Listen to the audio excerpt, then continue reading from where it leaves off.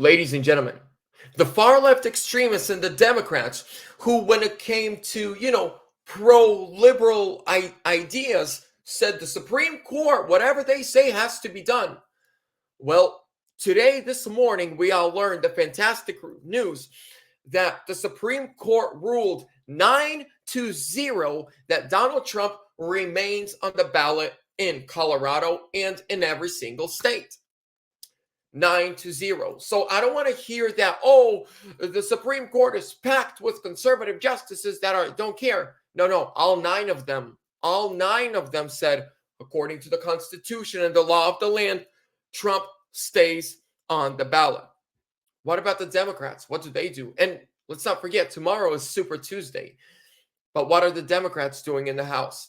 Well, they are reviving legislation to make it the law of the land that Donald Trump cannot run for president. And we're about to get right into that. But first, ladies and gentlemen, really quickly, I want to thank the sponsor of today's video, and that is Midas Gold Group. They're a second-generation, veteran, family-owned gold, silver, and precious metals IRA firm. They are backed by Sebastian Gorka himself. Contact them today at MidasGoldGroup.com or call them at 480-360-3000. Mention Vlad from American News Network. They'll give you a bunch of free silver. Protect your money from Bidenomics. Ladies and gentlemen, so here's what's happening. They're going after Trump, and they're going to try to make it the law of the land right before Super Tuesday. They're saying this. Let's watch this video, and we'll get back into the commentary. I am working with a number of my colleagues, including Debbie Wasserman Schultz and Eric Swalwell, to revive legislation that we had to set up a process by which we could determine that someone who committed insurrection is disqualified by Section 3 of the 14th Amendment. And the House of Representatives already impeached Donald Trump for participating in insurrection by inciting it. So the House has already pronounced upon that. And I'm just going to destroy this sleazebag with facts right now. The House impeached him, but according to the Constitution of the United States, then there needs to be a trial in the Senate. There was. Found the verdict, not guilty. Then he just said that we found him guilty and impeached him for inciting an insurrection. Please tell me, who was found guilty of an insurrection in the court of law? Not a single January 6th political prisoner was found guilty or even tried of an insurrection. That's number one. Number two, Trump's second impeachment is unconstitutional. You can only impeach a sitting president. Was he a sitting president at the time of the second impeachment? No, he wasn't. So your impeachment means nothing. Number three, the Supreme Court made the decision. When the Colorado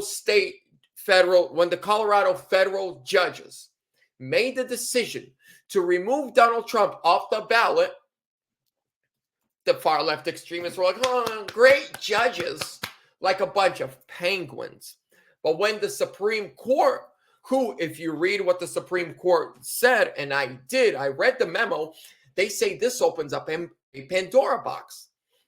Trump was never charged or found guilty of an insurrection. Neither was anybody who was involved in January 6th found guilty of or charged with an insurrection.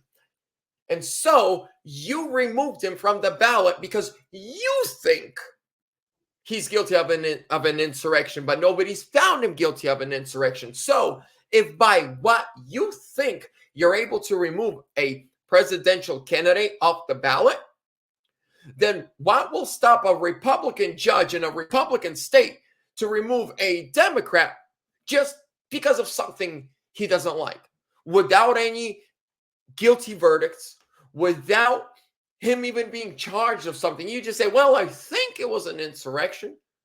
And last, but certainly not least, who was the insurrection against? If you read the Constitution of the United States of America, an insurrection is to overthrow a sitting president. Who was president on January 6th of 2021? That's right, Donald John Trump. Did he lead an insurrection against himself? Make it make sense. These Democrats are not going to. I honestly kind of thought that this Supreme Court would just settle it. Honestly, I thought when it comes to the ballots and Trump can or can't be on the ballot, this was going to settle it. But I was actually wrong.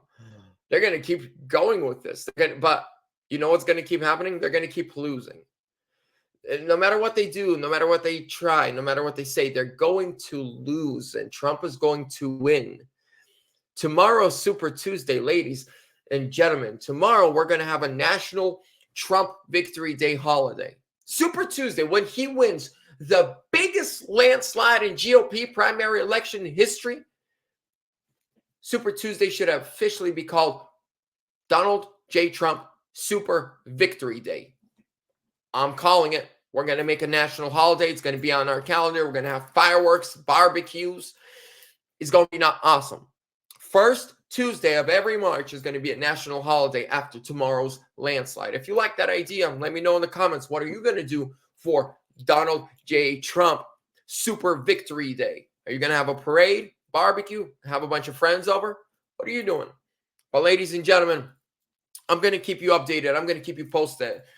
So please give this video a thumbs up. Leave a comment down below. Share this with a friend or two. Hit that subscribe button if you haven't done so yet. And hit that bell notification so you are notified every time I upload. God bless you. God bless the United States of America.